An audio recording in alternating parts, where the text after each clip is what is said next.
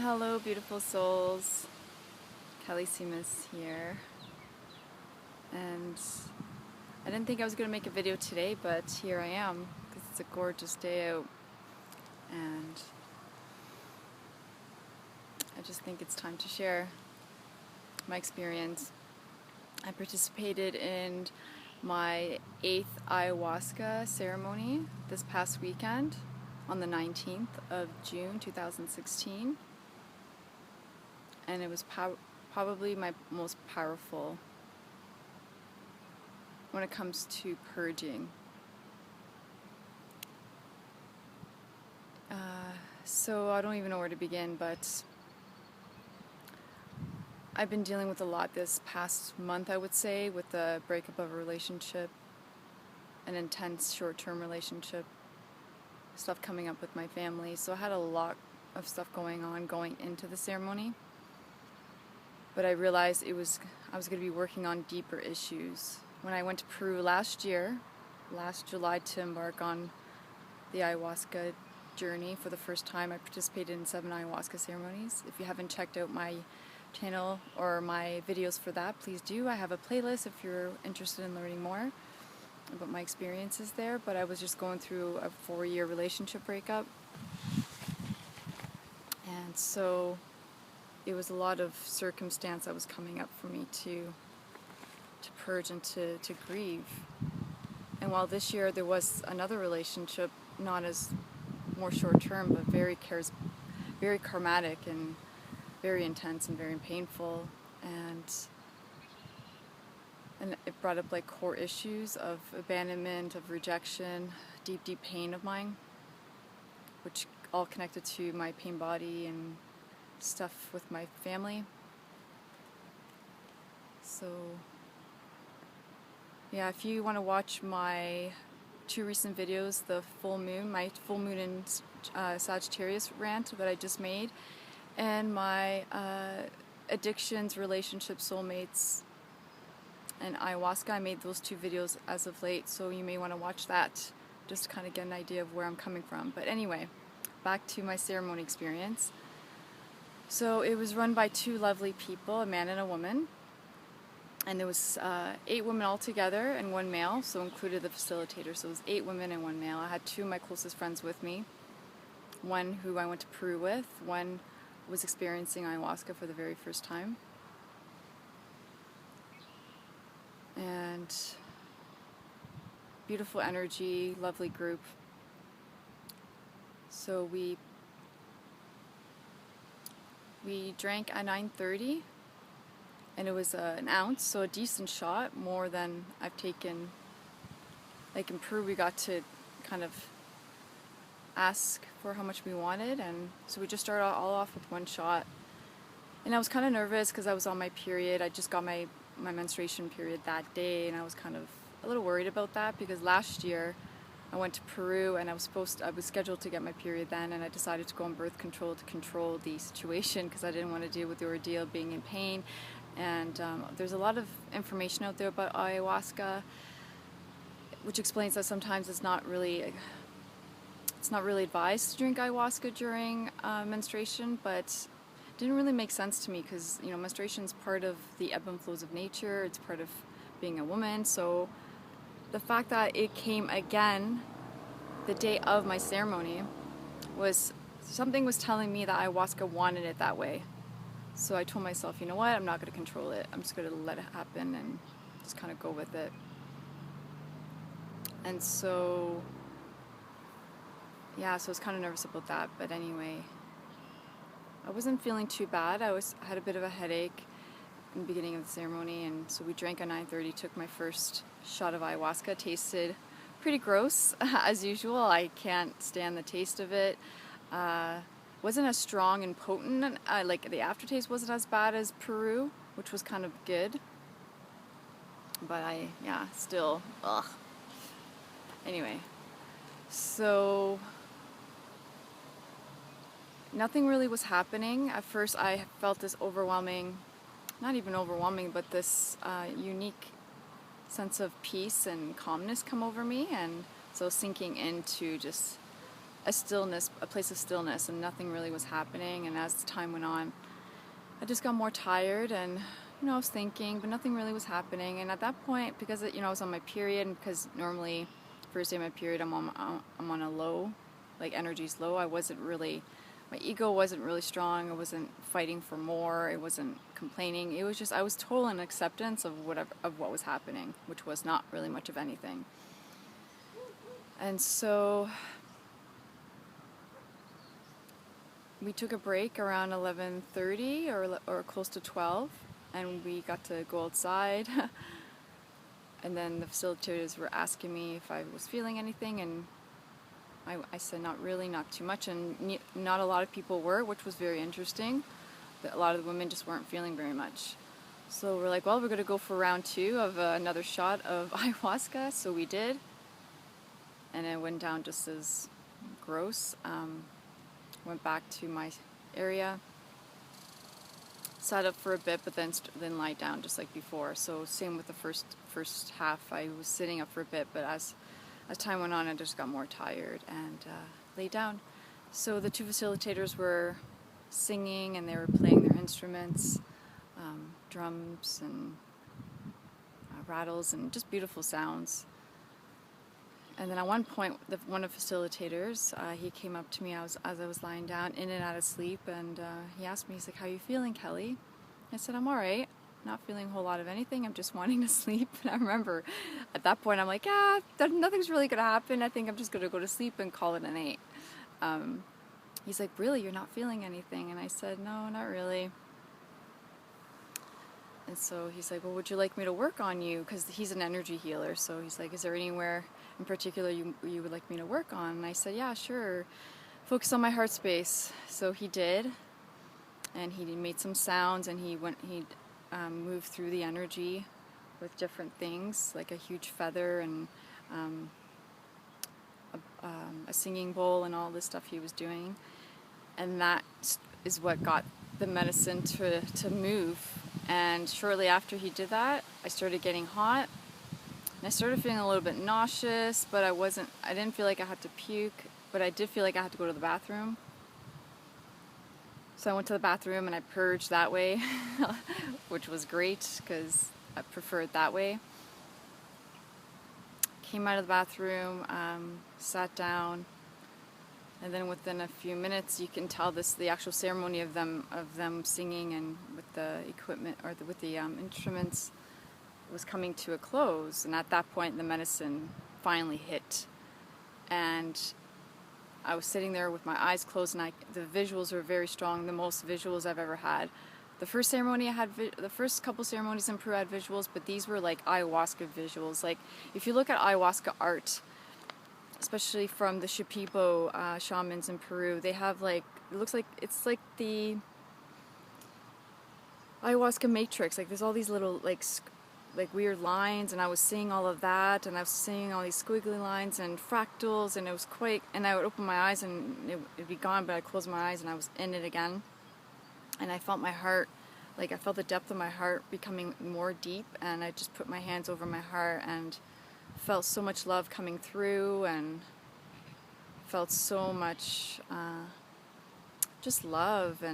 But then at that point I knew I had to access the grief and the sadness and the pain and the anger I was feeling, and so I did. And then I purged by crying from the depths of my being, like almost hysterical crying. Like I haven't cried like that in that way in a long time. Even Peru didn't even compare to the wails that were coming out of me. And the female facilitator, Kelly, came up to me, and she was doing energy work as I was releasing, and it was all around my relationship with my father, and just purging all of that just by releasing and crying. And I remember my ego fighting with that. There was a lot of judgment that was coming through with my ego, and I just let it out even more. And after that, it was strange because the ceremony had ended. People were kind of moving around, doing their thing, and it felt very disorienting for me. And I remember at one point, I'm like, I just want to be left alone.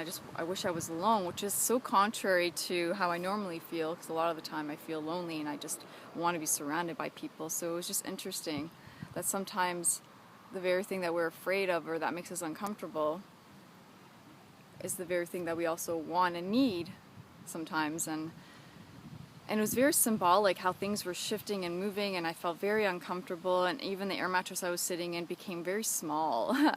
The perception of it, because I bought a little air mattress to lay on.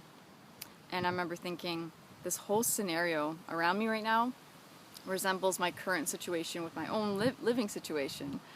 And it just felt very disoriented and very, just very distracting. I felt very uneased, but I was laughing too, like a little bit, because I thought this is just brilliant. Like, ayahuasca is so wise, and she knows exactly what to show you, because everything is a projection. Like, you're witnessing everything from your own psyche and what it's showing you. And I remember the girl next to me had a bigger mattress, more comfortable mattress, and I guess she decided to go out and sleep outside in the tent with her friend, and a couple of people suggested, why don't you sleep on her bed, Kelly? And I thought, no, I'm just going to endure sleeping in my bed, because this is my bed, or this is my area. And then I thought, wow, I'm giving mixed signals to the universe, because I keep telling the universe how uncomfortable I am with my own living situation, and here I am saying, nope, I'm just going to stick around. And I realized that the whole situation around my living situation and things not moving or things not really changing in that direction yet is because of my own choice of not doing it.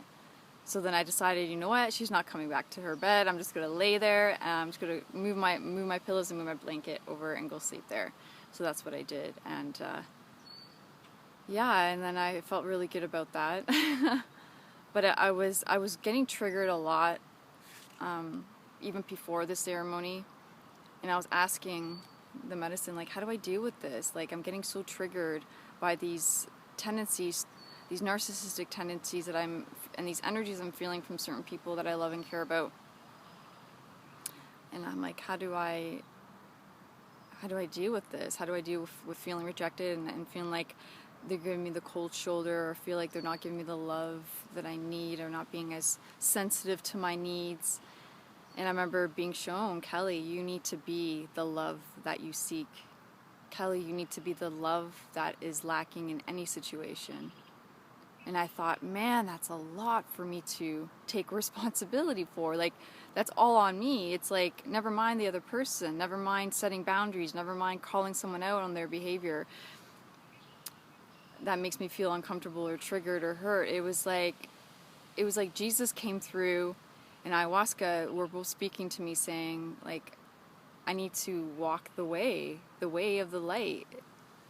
The truth, the love, the light is like the way of Jesus. Like, that is my path, and that's very overwhelming for me, because I'm still kind of at that stage in my life where I'm like, I'm just human. I don't, like, Jesus wasn't a master. He was an ascendant master. He is an ascendant master. He was a master at what he did. And I know at this phase in my journey, I know I'm in the stage of self-mastery, and I'm in it for quite a few years, according to astrology and numerology. But it's just like, wow, that's a whole lot of responsibility. And I thought and my mind was fighting with this perception, because I thought, as much as I want to give love and be the love and be the love that's lacking, my mind was fighting with, well, I can't be treated a certain way, I can't be stepped all over. And I realized my mentality was blaming. I was constantly I was being shown that I have a very strong victim mentality, which I know I do, but I was really being shown that I tend to blame others for how I feel, versus it just being what it is.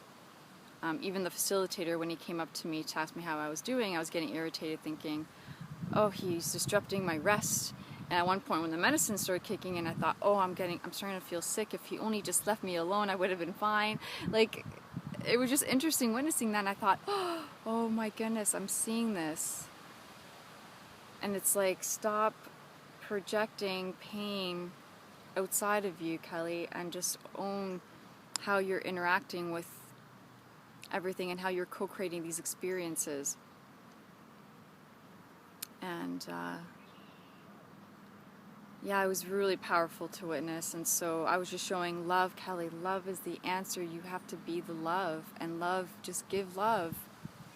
And yes, you can feel hurt. Yes, you can feel these emotions, but at the end of the day, you have to choose. Do you want to choose? Do you want to choose pain and suffering and resentment and anger and sorrow, or do you choose love? And so I know there's no easy answer because I am human. I'm going through these experiences, and I am still grieving, and there's still hurt and resentment and stuff coming up. But I realized that that I need to be the love, and that I'm constantly like, give me love, give me love, give me love, like my parents. Give me love to my parents. Give me love to my best friend. Give me love to my partner. But yet I'm like, even though I do give love, I need to give more love. I need to make more of an effort to give love rather than expecting to receive it, then giving it back, which is very hard for me. I realize it is a challenge. So, because I'm so sensitive, and I take a lot of lack of love as a form of rejection, as a form of, I take it personal. I've gotten a lot better, I've come a long way, but I'd still have those tendencies, and I need to learn to let them go and send love. And even my best friend who was with me in ceremony, because she was definitely bringing up a lot of triggers in me, and I told her afterwards how I was feeling, and I told her I love her, and I was being shown in ceremony that in any situation where she's hurting me, I just need to send her love, and even say to her, hey Karen, I love you. In those moments where I'm feeling like, oh, she's being mean to me, or she's being cold, or she's being distant, I just need to tell her I love her. And that's it. And then I was being shown my highest ideal of who I want to be as a person. And I was being shown I was this person of love, of just giving love and showing up with love. And it was like, wow, but is that possible? Can I truly be that way? And I was being shown, yes, that's who you're becoming. That's who you're meant to be. That's actually who you are in essence. And so looking back at my recent videos, yeah, they're a bit on the dark side. I realized that, and so many people reached out. So many of my viewers and my followers and my clients reached out, and so much love and so much support and so much compassion, because I know a lot of you can relate and are going through the same thing. But I realized that was part of my humanness, and that was part of me needing to let out that energy. But now that I've gone through the ceremony, now that I've purged, oh, I felt so much better coming home. I felt better than I did coming back home from Peru, because coming back from Peru, I was still wrecked. I was still, it was, yeah. But coming back home Sunday for Father's Day, it was so perfectly timed, because I was dealing with a lot of my core issues around father and relationship with men. So coming back home and celebrating Father's Day, I felt more at ease within my family than I have in a long time, which felt really, really good. Felt more myself. I'm starting to note, and I see the patterns, like I see that a lot of my pain and lack of feeling love is because I keep projecting this. I keep holding on to this resentment that's just not serving, and that's what's creating the pain. And I need to forgive myself, and I need to forgive my family and those who just do their best, but they're human too, and they have their own baggage. And Jesus and Ayahuasca are showing me you are the way of the light, of the love, and you need to continue giving it, because the only thing that's lacking in any situation is love, and it is my responsibility to bring it forth. It's not to say that I need to accept abuse or being mistreated. No. Like, I cut all ties with that person who I was in a recent relationship with, and I don't see myself being in contact with him. I really don't think he's a healthy aspect of my life, but I have to grieve the pain because it's still there, and I have to send him love and light truly. And I know that will come, and I already do send him love and light, but I know at one point I will continue doing it. And it's just a form of time. Time is all that matters. And it's interesting because, like, last year there was another relationship that I was in. It wasn't really a relationship. It was a long distance thing, but I became completely infatuated with this person, and he probably will be watching. I don't know if you will be, but if you are, you know who I'm talking about. You know I'm talking about you. But yeah, I became completely infatuated with him, and it really taught me a lot about my own tendencies as a Pisces ascendant, as a Libra moon sign, and you know, it took a long time to shake that energy out of my system. This current relationship that I just ended, he actually helped me shake out the last bit of that, which I'm grateful for.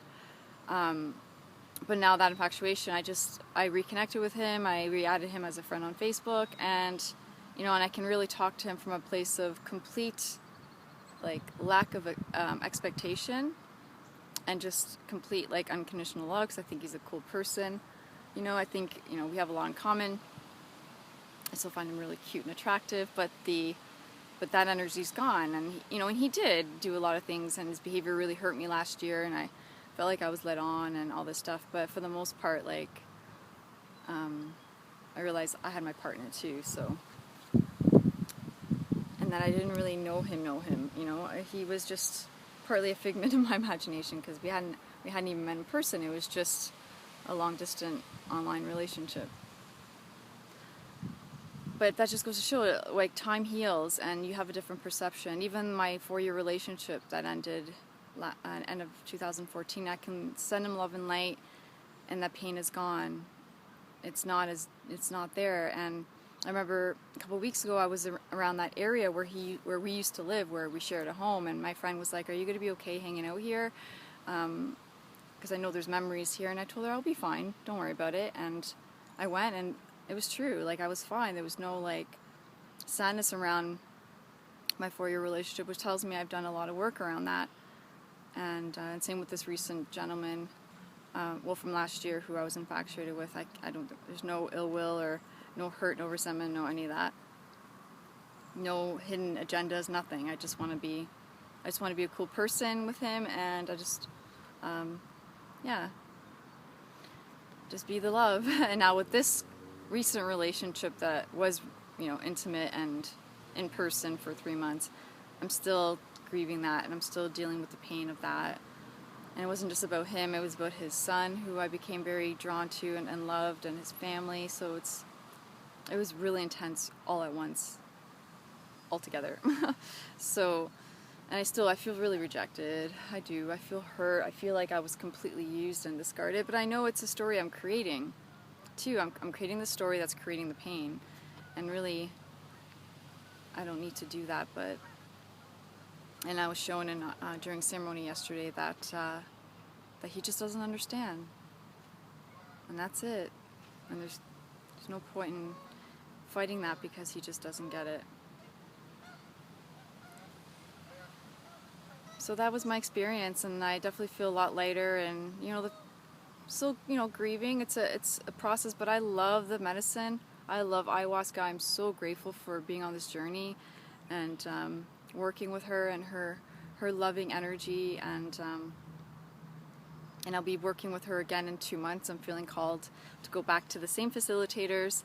It will be another group of females again, and I'm being called to dive in again in 2 months. So yeah, I'll be sharing more about that soon.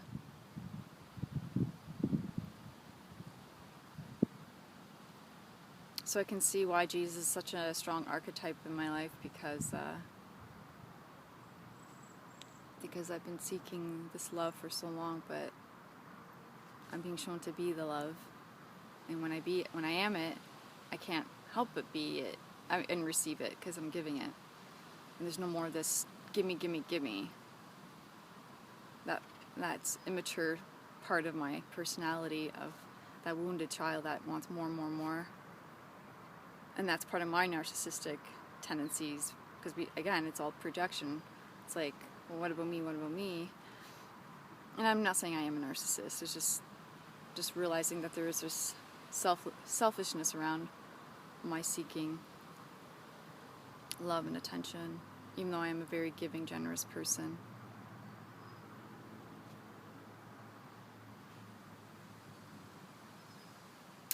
But yeah, that purging was incredible, and I feel like I've let go of a lot. Again, it's still there. I definitely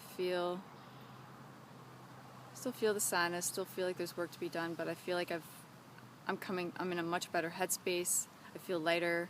I feel like I feel so much better with my family.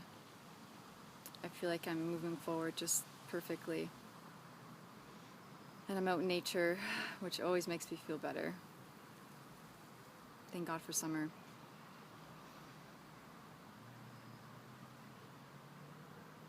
Be the change you want to see. That was another message. Be the change that you want to see in your life, Kelly. Be the thing you want in your life. And to not make excuses such as I'm not capable. That's too much, just so much burden on one person to live a life like Jesus, to have that kind of love, to put so much pressure on oneself. But these are just all excuses, because I'm obviously on the path of mysticism. I'm on the path of being a master on some level, a spiritual teacher. So I have to admit that this is the way. And I can still honor my human experience. I can still honor, that those moments of hurt and sadness and pain and anger, but that at the end of the day I have to choose love. And if I don't, that's okay. It's all choice. But I know that's, if I'm trying to really attain what I want in this life, which is happiness and love and peace, then I need to commit to this journey.